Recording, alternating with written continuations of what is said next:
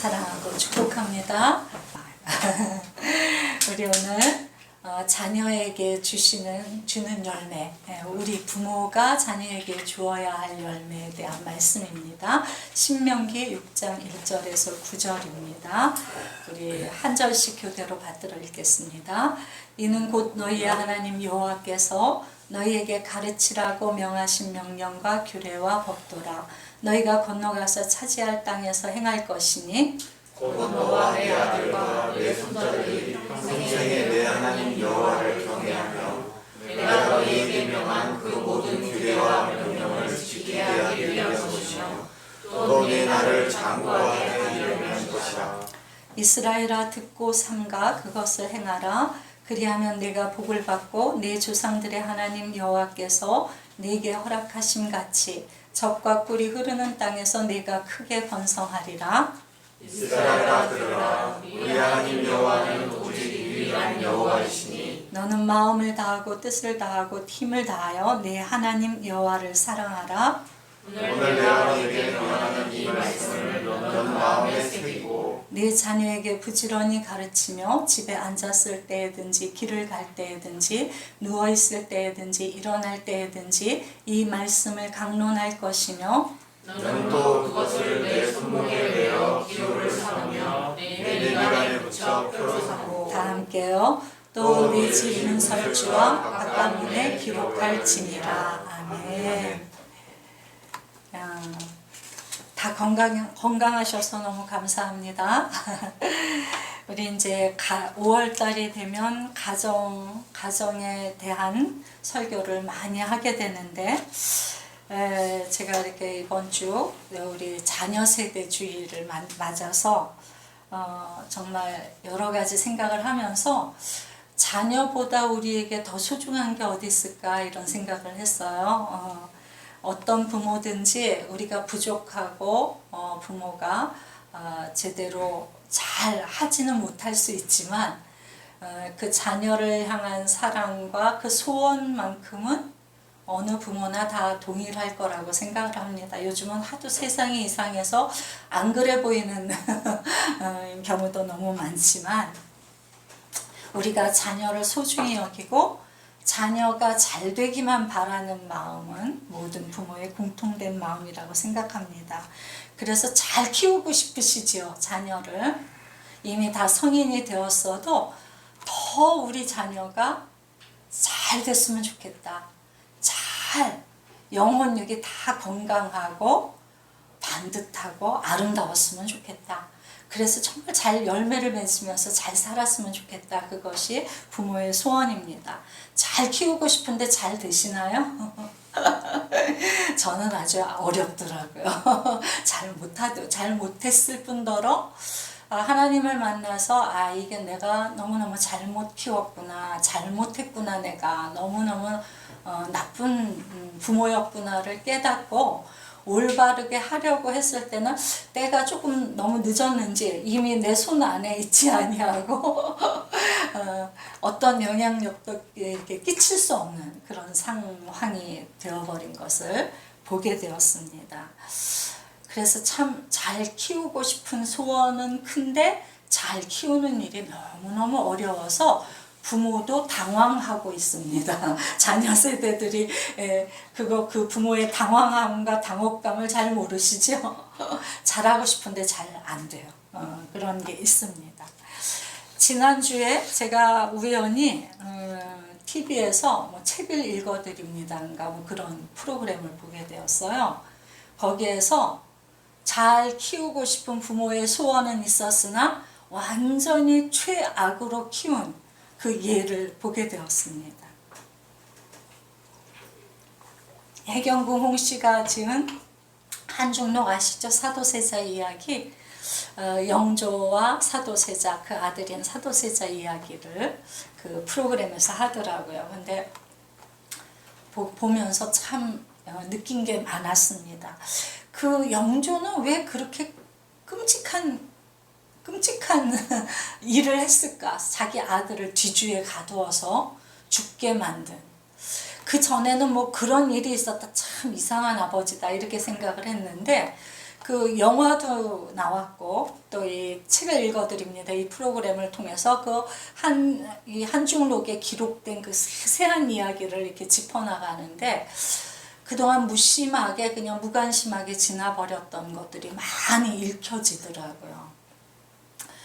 영조는 그 사도세자 자기 아들을 사랑하지 않은 게 아니었어요. 사랑했고 굉장히 좋아했고 기대를 많이 가졌습니다. 어렸을 때부터 영특했기 때문에.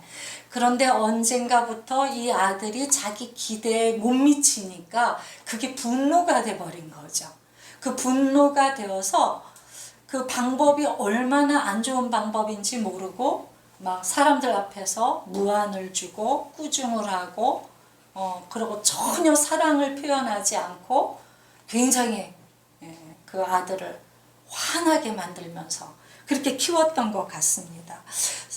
그 영조가 크리스찬이었으면 그렇게까지는 안 됐을 텐데 그런 생각을 하게 됐어요. 왜냐하면 하나님 말씀 앞에서 하는 사람은 자기가 옳다고 막 무언가를 하겠지만 옳다고 생각하니까 그렇게 했겠지만 그러나 하나님 말씀이 내가 옳다고 생각하는 것과 정반대의 말씀들이 우리를 두드리거든요.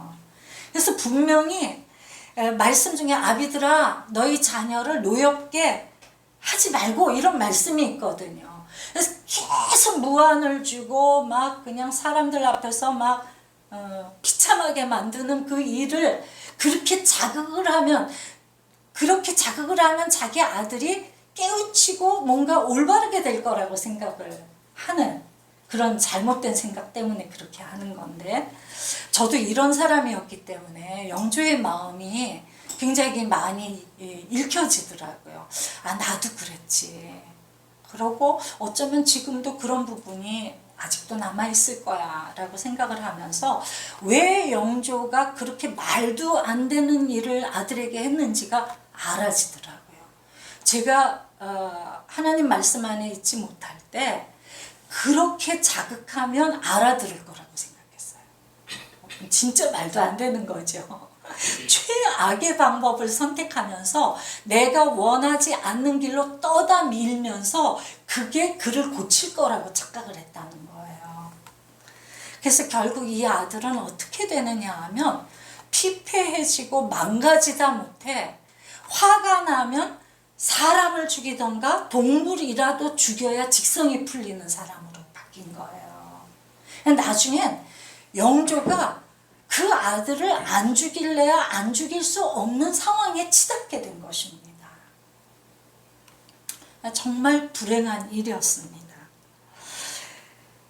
이 아들이 막 사람을 뻑하면 죽이고 이 사람 이제 나중에 보니까 양극성 장애 환자였을 거라고 지금 이제 현대 의학에서 이렇게 이야기하는 게 양극성 장애를 가졌을 것이다. 사도세자가 또 의대증이라고 그래서 옷이 이렇게 잘못 닿으면 완전 광증이 일어나는. 그래서 옷을 제대로 못 입는. 그래서 누군가 나인들이 옷을 입히다가 조금만 거슬리게 입히면 그 자리에서 칼로 죽여버리는. 그리고 이 아내한테 화가 나면 이 칼을 들고 막 휘두르면서 아무리 하고 오고 싶구나 이렇게 얘기했다는 거예요. 아무리라는 단어가 이제 이 해경궁 홍씨가 그냥 완곡하게 XXX 이렇게 표현을 한 건지 모르겠지만 그러니까 뭔가를 죽이고 오고 싶구나 이런 뜻이에요. 검을 휘두르면서 아무리 하고 와야 내가 풀리겠다고 아무리 하러 가겠다고 이런 이야기를 한다는 거예요. 그런 정도로 사람을 퍽퍽 죽이니까 이 영조가 이 아들을 찾아와서 묻습니다. 너 왜 그렇게 사람을 죽이냐? 그랬더니 뭐라고 대답을 하냐면 마음에 우라가 나면 견디지 못해서 사람을 죽이거나 짐승을 죽여야 마음이 낫습니다. 이렇게 대답을 해요. 그랬더니 이 영조가 또 이렇게 묻습니다. 그 이유를 묻는 거예요. 왜 그렇게 해야 마음이 풀리냐? 그랬더니 아버지가 나를 사랑하지 않기 때문에 내 마음이 서글프고 또 꾸중하는 게 무서워서 내가 화가 나면 그렇게 됩니다 라고 대답을 하는 거예요. 그랬더니 그 영조가 내가 다시는 그렇게 하지 않으마 이렇게 대답을 했다는 거예요. 그러고 그게 고쳐졌겠습니까? 고쳐지지 않죠. 이 이야기를 소개하면서 거기 그 프로그램에 있었던 한 패널이 이렇게 설명을 합니다. 이야기를 합니다. 자기는 이 구절을 읽으면서 되게 이상했다는 거예요. 아무리 영조가 그게 합당한 자기 때문에 그렇게 아들이 되었다 하더라도 그래도 사람을 죽이는 일은 있어서는 안 될 일이라는 거죠. 그럼 분명하게 아무리 네가 나한테 사랑을 받지 못하고 네가 그럴 수밖에 없는 마음이라는 거 내가 100번 이해해도 그런 일은 안 된다는 걸 부모가 얘기해 줘야 된다는 거예요. 그래서 자녀에게 자녀의 마음을 읽어주고 위로해 주는 것도 중요하지만 분명히 안 되는 걸 안 된다라고 말해주는 이 바운더리를 딱 쳐주는 그 일이 자녀들에게 굉장한 안정감을 준다는 것입니다. 근데 이 영조가 그걸 못했다는 거죠. 그래서 하지 말아야 될 말은 하고 하지 말아야 될 행동은 하고 꼭 해야 될 행동은 못하고 꼭 해줘야 될 말은 못하는 거죠. 그렇기 때문에 이 사도세자라고 하는 이 아들이 그렇게 무너질 수밖에 없었다는 것입니다. 무슨 이야기인지 알겠죠? 그 아들을 사랑했고 그 아들을 향한 소원이 있었고 기대가 컸던 부모지만 아버지지만 그리고 탁월하게 자기 인생을 경영할 줄 알고 능력 있는 아버지였지만 그 자식에게 무엇을 하지 말아야 될지 무엇을 해야 될지 그것이 기준이 없었다는 거예요.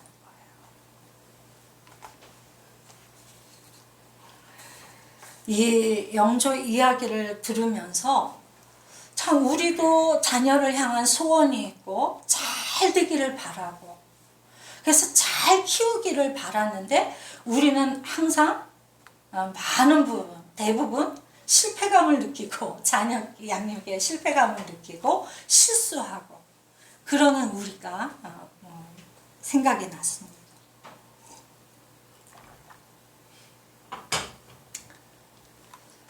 이걸 어떻게 하면 좋은가? 잘하고 싶은데 잘 안 되는 우리를 어쩌면 좋은가? 우리 청년들은 그런 잘 했으면 좋은데 잘 못하는 부모 밑에서 자라고 뭐 그런 부모야 아니겠지만 어느 부분은 참 잘 공급을 받았겠지만 어느 부분은 제대로 세워지지 못하는 내가 이것은 분명히 아니기 때문에 우리 부모로부터 그거는 무슨 일이 있어도 아니야 라고 단호하게 들었어야 되는데 그걸 듣지 못하는 청년들 그래서 우리의 삶이 막 어떤 문제가 생길 때 무엇이 올바른 기준이며 그 기준을 따라 내가 어떻게 살아야 되는지를 도무지 배우지 못한 우리 자녀들 어떻게 하면 좋을까 그런 생각을 하게 되었습니다.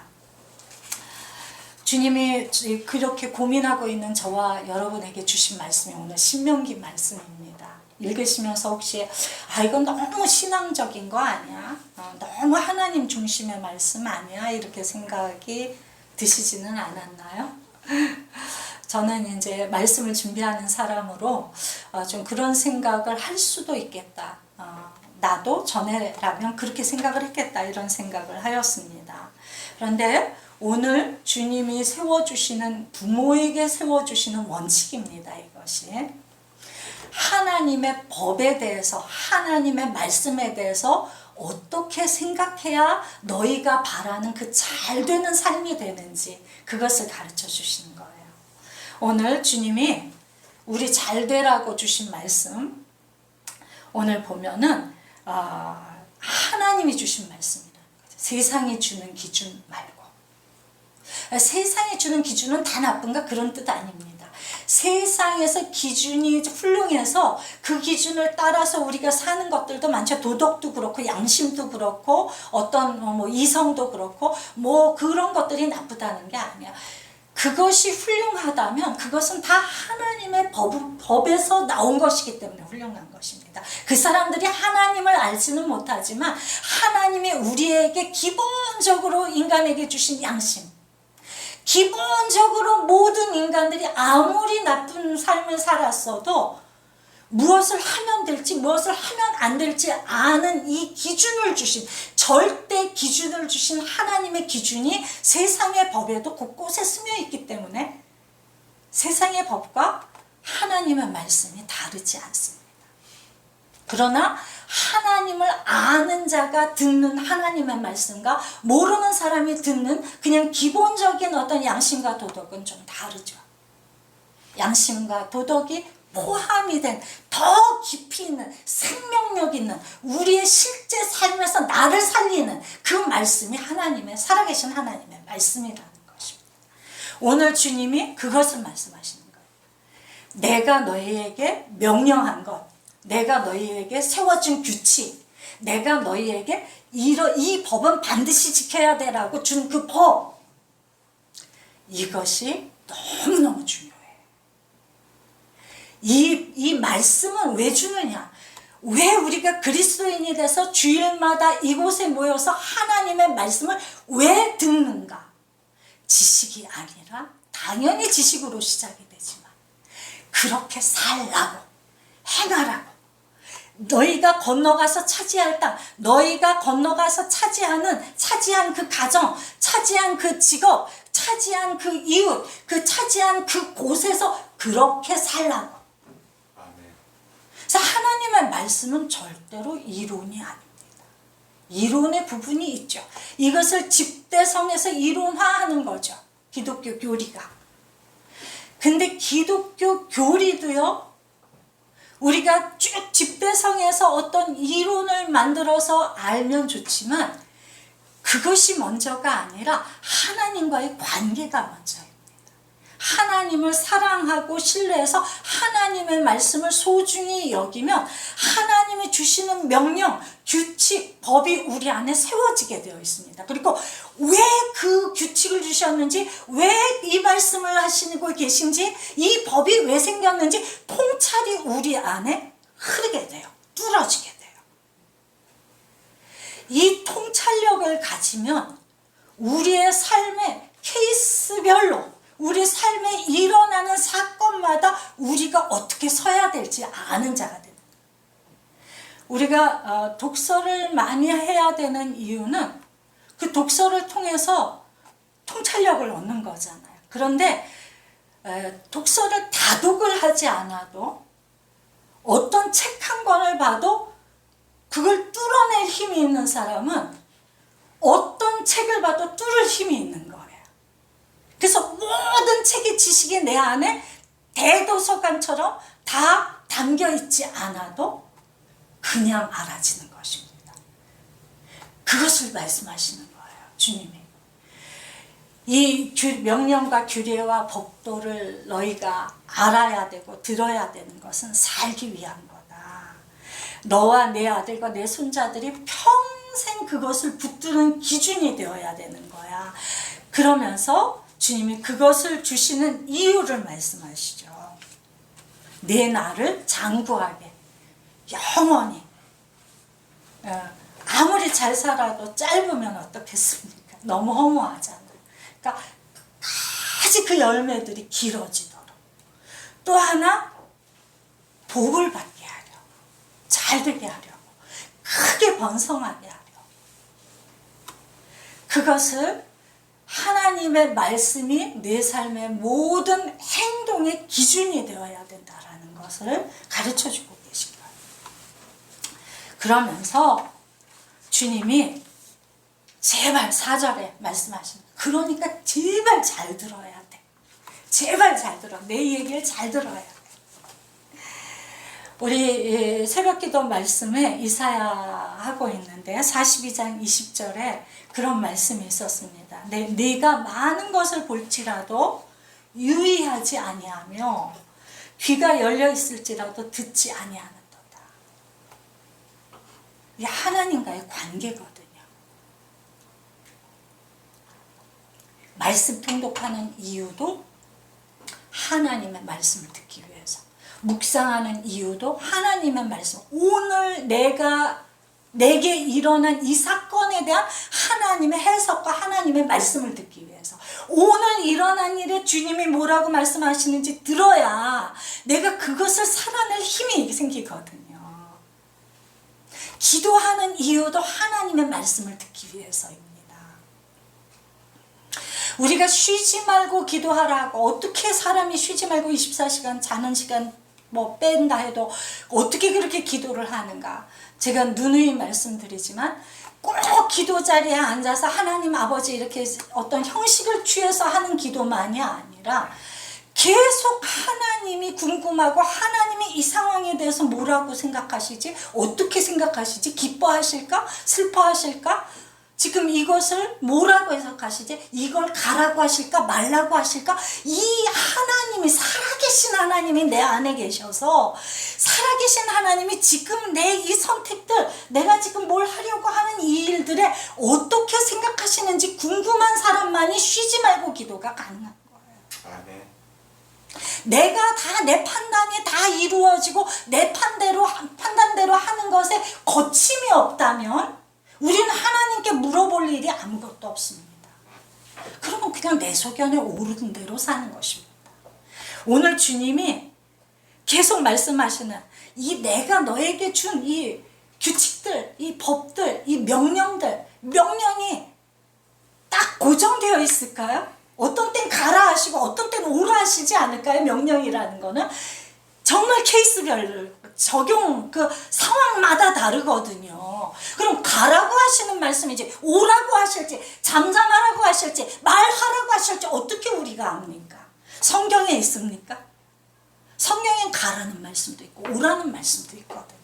그럼 이 명령을 어떻게 들어야 되느냐? 오늘 내가 맞닥뜨린 어떤 상황에 있을 때 하나님이 여기에 대해서 내가 일어서서 말하기를 원하시는지, 잠잠히 견디기를 원하시는지 어떻게 아느냐고요. 주님께 묻지 않고는 알 수가 없는 것입니다. 그래서 이 명령을 듣는다는 것, 이 하나님은 이렇게 아까 말씀하신 날 많은 걸 내가 보여줬어, 내가 많은 걸 들려줬어, 너희가 듣는다고 하고 본다고 하면서도 전혀 유의하지 않는구나, 나에 대해서. 지금 이 상황에서 하나님이 어떤 마음을 가지고 계시고 무슨 생각을 가지고 계시는지 하나도 궁금하지 않구나, 너가. 유의하지 않는데 우리가 어떻게 주의 명령을 들을 수 있을까요? 그래서요, 기독교는 완전히 살아계신 하나님과 함께 사는 종교입니다. 그래서 이건 경험을 해야 되는 거예요. 그래서 주님 말씀하시는 거예요. 네가 그 삶을 살아야 돼. 그 삶을 살고 24시간 깨어있으면서, 이게 뭐 꼭 기도를 하루에 3시간, 5시간 하라는 말씀이 아니라 하나님이 항상 기준이 되고 항상 중요한 삶이요. 불가능할 것 같이 느껴지시나요? 최영기 목사님이 그 말씀을 하셨어요. 4절 5절 말씀, 우리 하나님 여호와는 오직 유일한 하나님이시라는 거예요. 이거는 뭐 하나님, 신이 한 분이다라는 뜻이 아니라요, 이 세상에 잡신도 많고 귀신도 많고 많겠지만 너를 만드신 분은 단 한 분이야. 너를 아는 분은 단 한 분이야. 너를 구원하실 수 있는 분도 단 한 분이야. 이런 뜻이거든요. 이 오직 유일하신 하나님이라는 고백이 우리의 삶에 일어나야 그리스도인이 되는 거예요. 그래서 마음을 다하고 뜻을 다하고 힘을 다해서 내 하나님 여호와를 사랑하래요. 이 말씀에 대해서 최영기 목사님이 엄청 반발이 일어났대요. 아니, 봉사를 하라면 내가 하겠습니다. 뭐 헌금을 하라면 그것도 하겠습니다. 그런데 어떻게 사람이 이 세상을 살면서 이 복잡하고 이 힘든 세상을 사는데 오직 하나님 한 분뿐이에요. 마음을 다하고 뜻을 다하고 힘을 다해서 주님을 어떻게 사랑합니까? 저는 못합니다. 이랬다는 거예요. 저도 이 마음이 이해가 됩니다. 우리에게는 불가능한 일이거든요. 그런데 이 목사님이 고백하는데 저는 이 고백에 100% 동의를 했습니다. 이분이 어느 시간 후에 한참 시간이 지난 후에 자기의 그 어떻게 이렇게 하란 말입니까? 이게 사라져 버렸더라는 거예요. 저절로. 저도 그랬어요. 그게 사라져 버렸어요, 완전히. 그분 말씀이 왜 사라졌는가? 자기를 돌아보니까 이 여러 가지 살아계신 하나님 앞에서 살고자 애쓴 거죠, 이분이. 하나님은 살아계셔. 이 명제를 놓지 않는 거예요. 그리고 이 살아계신 하나님 앞에서 좀 제대로 그 살아계신 하나님 기쁜 삶을 살려고 애를 쓰고 살다 보니까 뭘 발견했느냐면 이 하나님이 나를 얼마나 사랑하는지 이게 이론이 아니라 실제로 알게 된 거예요. 관계예요. 그래서 기독교 믿음이 좋다, 영성 이거 다 소용없어요. 하나님과의 관계가 뚫어졌느냐 아니냐 이것만 있어요. 그래서 살아계신 하나님 앞에서 내가 한번 살아보겠습니다. 제가 그동안에는 무슨 살아계신 하나님이야 이런 코웃음 치면서 저리론 제가 한편으로 밀어놨었는데 그러지 않고 한번 살아보겠습니다라는 게 이게 그리스도인의 출발점이에요. 그래서 그분에게 내가 오늘 누구를 만나는 거, 어디 가서 무슨 뭐 결정을 해야 되는 거, 선택을 해야 되는 거, 무슨 내 안에 일어나는 이 쓴 마음들, 영조처럼 일어나는 이 분노들, 이 사도세자 같은 이 황폐하고 메마른 마음들, 이 잔인한 분노들 이런 것들을 살아계신 하나님 앞에서 다 쏟아놓는 거죠. 쏟아놓을 때 그분이 나에게 들려주시는 말씀을 들을 수 있어야 돼요. 왜요? 살아계시니까요. 살아계시지 않다면 여러분들 교회 나오실 필요 진짜 없어요. 오늘이라도 그만두세요. 하나님이 살아계시지 않다면 기독교, 종교 다 헛된 것입니다. 그래서 바울이 부활이 없다면 우리의 믿음도 헛것이요 그 얘기예요. 하나님이 살아계시지 않다면 우리의 믿음, 우리의 신앙생활, 모든 봉사, 모든 우리의 신념들이 다 헛거라는 거예요. 하나님은 살아계세요. 기독교의 출발도 거기고요, 과정도 거기고요, 끝에 이르는 곳도 바로 거기에요. 그거 이상도 이하도 아니에요. 하나님 살아계세요. 나를 만드신 분이고요, 나를 알고 계시고요. 그분이 나를 아신다면 내 자녀도 알겠죠. 내 자녀를 사랑하시겠죠. 그 마음을 가지고 부모가 내가 말해야 될 것을 말하고 말하지 말아야 될 것을 말하지 않는 거, 주님의 명령에 따라 주님이 주시는 말씀에 따라 그것을 결정하며 나아가는 거예요. 그럴 때 우리에게는 아무 능력이 없죠. 잘 키우고 싶으나 잘 키울 수 있는 능력이 없는 사람들이지만 그 한 가지에 초점을 맞추고 나갈 때 우리가 그들에게 줄 열매가 아무것도 없지만 그들 삶에 열매 맺는 걸 보게 될 거라는 것입니다. 아멘. 지난주에 우리 한 청년이 찬양팀 단톡방에 동영상을 하나 올렸어요. 잠깐 봤는데 다 보지 않고 이렇게 중간에 휙 봤는데 거기에서 어떤 청년 모임인 거 집회인 것 같은데 목사님이 요나서 설교를 하고 계시더라고요. 그래서 다시 전 요나서 제가 좋아한다는 말씀을 여러 번 드렸잖아요. 제가 그 1장 2장을 다 외울 정도로 그렇게 요나서를 사랑했다고 그랬잖아요. 그 은혜가 다시 막 살아나서 다시 요나서를 이렇게 좀 보게 됐어요. 근데 거기에 하나님이 우리에게 가르쳐 주시는 부모가 자녀를 어떻게 대해야 되는지가 거기에 다 있더라고요. 그래서 오늘 요나서 가지고 조금만 더 말씀드리고 말씀 마치려고 합니다. 자, 요나서에 보니까 요나와 선지자의 관계를 우리는 항상 요나 선지자를 형편없는 선지자로 설교를 듣잖아요. 말 안 듣고 지 맘대로 했다가 그게 뭐 사실이기는 하지만 저는 왜 옛날에 이 요나서를 보면서 그렇게 큰 은혜를 받았느냐면 내가 생각했던 형편없는 선지자가 아니라 요나 선지자는 어떤 선지자보다도 하나님과 밀접한 관계, 친밀함을 가지고 있는, 진짜 관계를 가지고 있는 그런 선지자구나. 그걸 모르고 우리가 뭐 이 사람을 막 판단을 하고 그랬는데 그게 아니구나. 최고의 선지자구나. 그걸 알았기 때문에 제가 요나서를 좋아했거든요. 근데 요번에 또 보니까 이 요나 선지자를 보면서 우리가 자녀일 때 모습, 또 우리 자녀들이 우리에게 하는 모습이 그대로 있더라고요. 말 뒤지게 안 들어요. 자기가 다 옳은 줄 알아요. 그래가지고 하나님이 명령을 딱 주시잖아요. 큰 성읍 니느웨 가서 저기 회개하라 외치라. 그랬더니 어떻게 해요? 도망을 쳐요. 주님 말씀과 니느웨와 정반대되는 곳으로 가요. 우리가 한 것처럼. 우리가 지금도 하나님 앞에서 하는 것처럼. 또 우리 자녀들이 우리 부모에게 그렇게 하잖아요.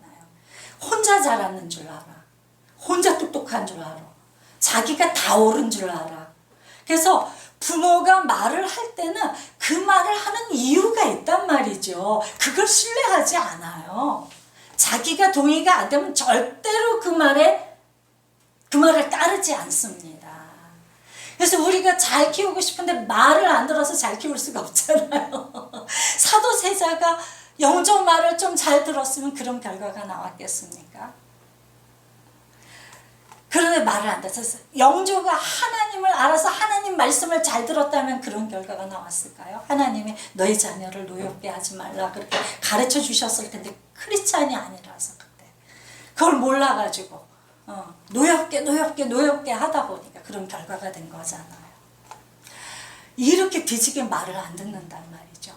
우리 자녀가 자기가 혼자 잘한 줄 알고 자기가 다 옳은 줄 알고 바득바득 대들을 때 부모인 우리는, 그리고 앞으로 청년들 앞으로 미래가 멀지 않았어. 이 다음에 애들 키워봐 5살부터 말을 바득바득 안 들어.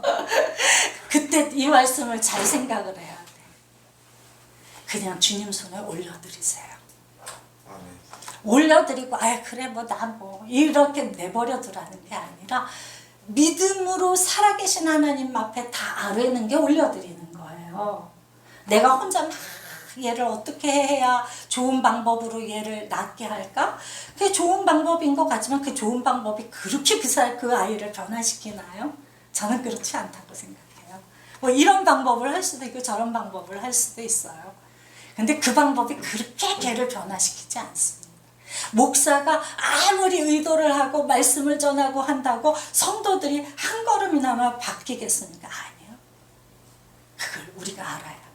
하나님 앞에 그 상태를 다 아뢰고 내 소원을 아뢰고 그건 다 하시고, 그러나 주님이 하실 걸 믿겠습니다. 주님이 해주십시오. 주님이 하시는 걸 기다리겠습니다. 기도하고 주목하고 하나님이 무슨 일을 하고 하실지 그걸 주목하고 기도하면서 주목하고 계세요.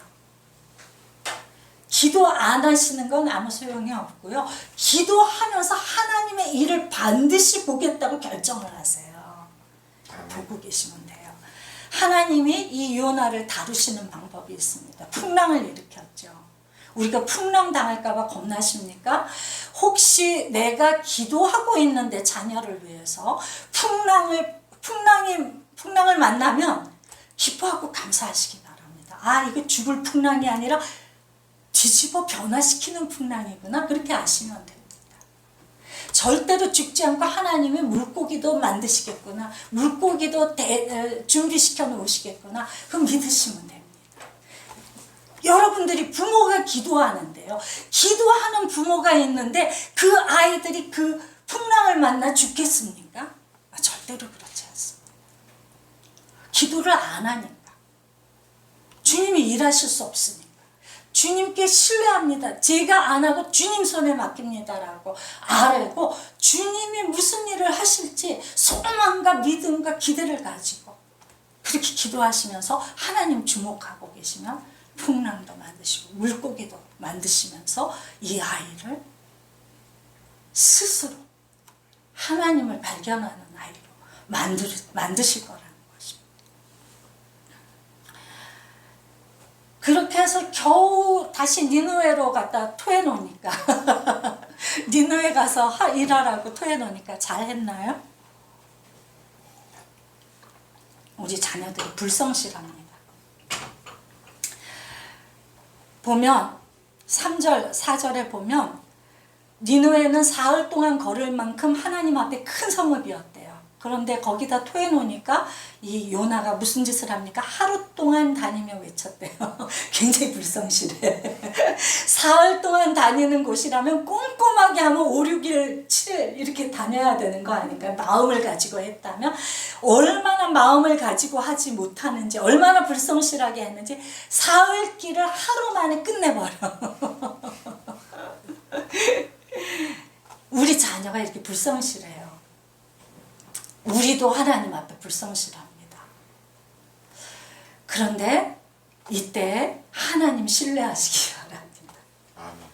이 일을 통해서 하나님이 무슨 일을 하시느냐 하면 그렇게 하루 동안 왱 돌고 무슨 짓을 하느냐면 언덕 높은데 니느웨가 한눈에 보이는 높은 곳에 가가지고 딱 자리를 펴고 앉는 거예요. 저 니느웨 망하는 거 볼 거야 이러고 회개하라 그래 놓고 망하는 거 볼 거야 이렇게 하고 하나님이 이제 그 회개를 받으시고 돌이키시니까 막 화를 냅니다. 하나님 앞에 내 생명을 거두어 가셔서 여러분 죽이세요 저를 막 이러는 거예요. 이렇게 막 대드는 거예요.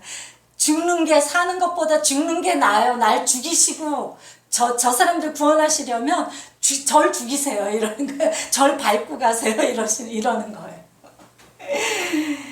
자, 요나하고 하나님과의 관계, 요나가 비록 하나님의 뜻을 잘 아는 훌륭하고 근사한 선지자는 아니었지만 저는 이 사람은 종이 아니었구나.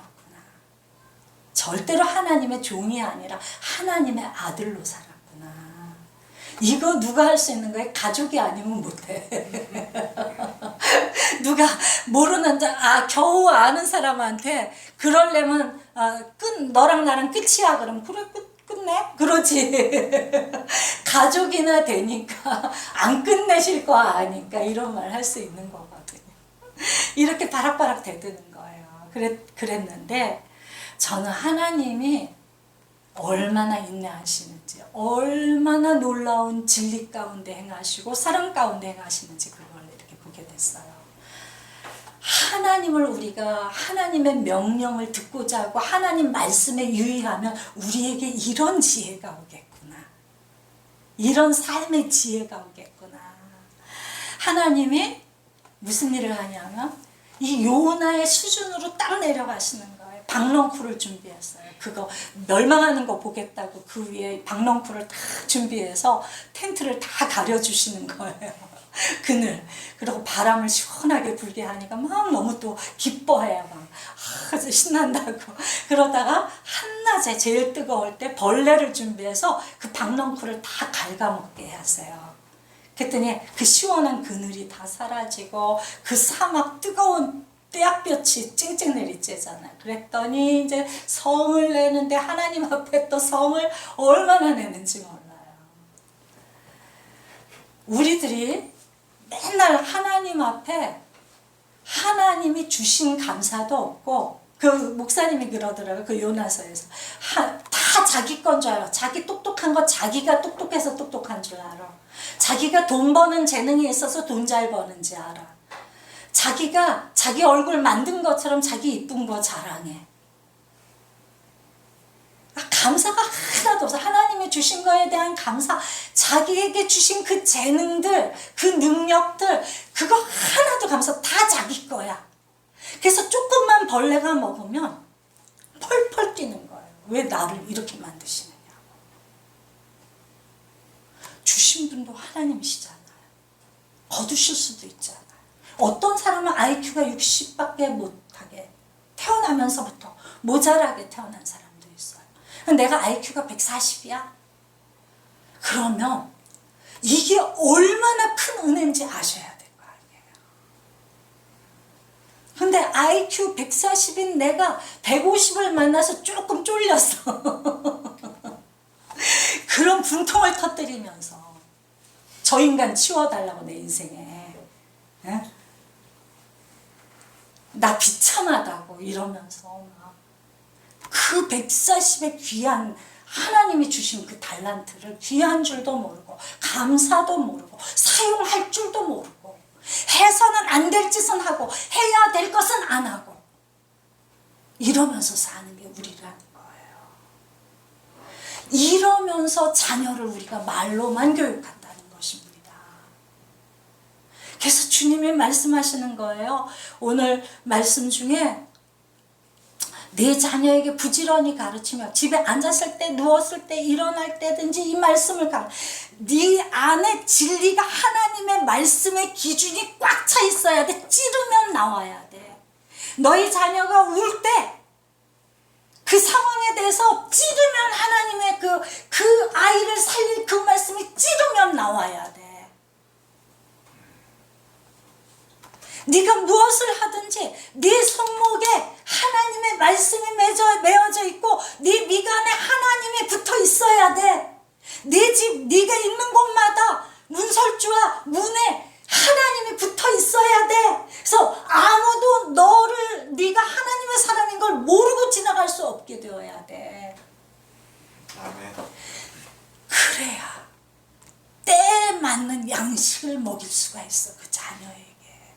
근데 네가 두렵니? 영조가 왜 그렇게 되었을까요? 무수리의 아들이었거든요. 근본 없는, 비록 세자지만 근본이 없었거든요. 엄마가 그 열등감, 그 형을 죽이고 왕이 되었다는 그 모함과 왜곡, 오해, 그걸 풀지 못하는 억울함. 내가 잘해내야만 이 자리를 유지할 수 있고 저 신하들이 자기를 밟지 못할 거라는 것에 대한 자기가 자기를 증명하려는 그 마음, 그것 때문에 그는 자유함이 없었던 거예요. 하나님이 인간 모두에게 주신 그 아름다운 양심과 도덕조차도 다 그를 이길 힘이 없었던 거예요. 우리는 다행히 영조는 몰랐던 살아계신 하나님 앞에 와서 사는 사람들입니다. 이게 구원이거든요. 영조는 알지 못하였던 것을 우리는 알았다는 거예요. 이게 구원이란 말이에요. 그럼 구원이 구원되게 하기 위해서는 내 삶에 살아계신 하나님이 내 안에서 사시는 하나님으로 사셔야 될 거 아닙니까? 내가 무엇을 하든지 이분이 무엇을 생각하시는지 가서 물을 수 있어야 되잖아요. 잘 못 듣는다고요? 성경에 너무나 명확하게 설명이 되어 있습니다. 나를 가까이 하려는 자에게 내가 가까이 하고 나를 찾는 자에게 내가 나를 보여주겠다. 우리의 마음이 살아계신 하나님께 주목이 되어 있으면 못 들을 리 없습니다. 우리가 잘못 들어도 또 괜찮고요. 주님이 우리의 영적인 나이를 다 아시잖아요. 우리가 잘못 판단해서 하나님 말씀을 잘못 해석해서 잘못 결정하였다면 하나님이 그곳으로부터 올바른 길로 새길을 내신다니까요. 주님이 우리의 분량을 아시기 때문에 그 믿음을 가지셔야 돼요. 하나님이 나를 알고 계시고 나를 사랑하시고 반드시 정한 길로 가게 하신다는 믿음이요. 이 믿음을 가지고 하나님 소중히 여기고 사랑하며 살고 그것을 삶에서 찌르면 나오는 나의 진리로 말할 수 있어야 되고 보여줄 수 있을 때 우리 자녀들에게 생명의 말씀을 우리가 먹일 수 있는 것입니다. 우리가 교회 가라고 그런다고 교회 가겠습니까? 하나님 이렇다고 우리가 설명하면 그 말을 믿겠습니까? 그거 안 돼요. 근데 내가 살아서 역사하시는 하나님과 함께 사는 모습은 우리 아이들이 명확하게 봅니다. 놀라면서 봅니다. 정말 하나님 계신 거 아니야? 세상에 하나님 정말 있어? 이러면서 놀라면서 나를 통해서 그 하나님과의 관계성을 배워가는 거예요. 그래야 이 아이들도 어려움에 닥칠 때 자기도 모르게 요나가 막 물에 빠져서 막 죽기 일보 직전, 땅 밑에 사망 일보 직전에 주님을 향하여 주의 성전을 향하여 내가 눈을 들었나이다 하는 일들이 일어나는 거거든요. 오늘 말씀 마치려고 합니다. 오늘 정말 재미있는 예화가 2가지나 있었는데 못했네요. 우리가 그런 삶을 살면 오늘 예화 못 들려드렸지만 너무나 말 안 듣는 아들들이 주님께 올려드렸더니 얼마나 놀랍게 주의 사람으로 변했는가에 대한 간증, 한 목사님과 선교사님의 간증이 있었거든요. 그런 일이 우리가 남의 이야기 듣지 않아도 우리에게도 일어날 거라고 생각합니다. 지금 조금 말 안 듣는 것 같죠? 그 아이들이 요나입니다. 사도세자같이 되지 않은 거예요. 지금 여러분들이 승리하셔서. 그러니까 우리가 조금 더 승리하면 요나처럼 될 것입니다. 이렇게 우리의 삶에 우리가 살아계신 하나님을 증언하는 부모 세대가 되시기를 주님의 이름으로 축복합니다. 우리 함께 기도하겠습니다.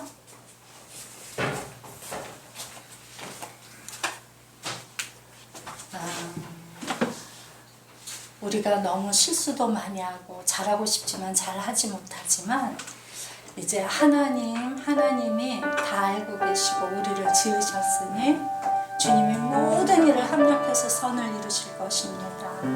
주님이 우리와 우리 자녀들을 평생에 번성하는 자, 열매 맺는 자, 복을 누리는 자가 되게 할 것입니다. 믿음으로 고백하시고 그 일을 우리 가정에 이루어 주시옵소서. 간절히 기도하겠습니다. 하나님, 이 시간 간절히 기도합니다. 주님 앞에 나와서 저희들 기도합니다. 주님 들으시옵소서. 그래서 아버지 하나님, 우리가 주님의 음성을 귀 기울이며 유의하는 자가 되게 하시고, 하나님 아버지, 우리 자녀들을, 우리 다음 세대들을 살아계신 하나님 앞으로 소개하며 인도하는 자가 되게 하시고, 그들이 하나님과 관계를 가지며 살아나가는 사람이 될 수 있도록 중보하고 돕는 자가 되게 하여 주시옵소서. 그 일을 이루어 주시길 간절히 기도합니다. 우리 성도들을 통하여 그 놀라운 일들을 이루실 주님을 찬양합니다. 하나님 함께하여 주시옵소서.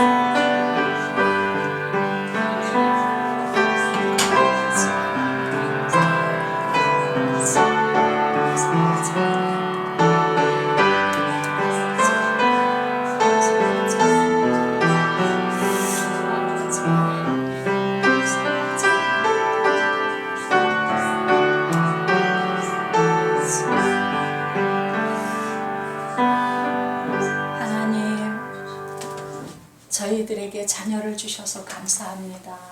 저희들에게 차세대를 주셔서 감사합니다. 저희 교회 청년들을 주셔서 감사합니다. 저희가 그들이 잘 되기를 바라고 잘 도와주는 사람이 되기를 원하지만 주님, 우리가 그렇게 하지 못할 때가 너무나 많습니다. 주님, 오늘 말씀을 들으며 하나님, 오늘 말씀 내 말의 명령의 법도의 규율의 그 규례에 유의하라고 하신 그 말씀을 마음에 새겼습니다. 주님, 우리가 주님을 살아계신 하나님으로 알고 마음에 모셔드리고 그 하나님과 함께 사는 법을 부모 세대가 배우게 하시옵소서.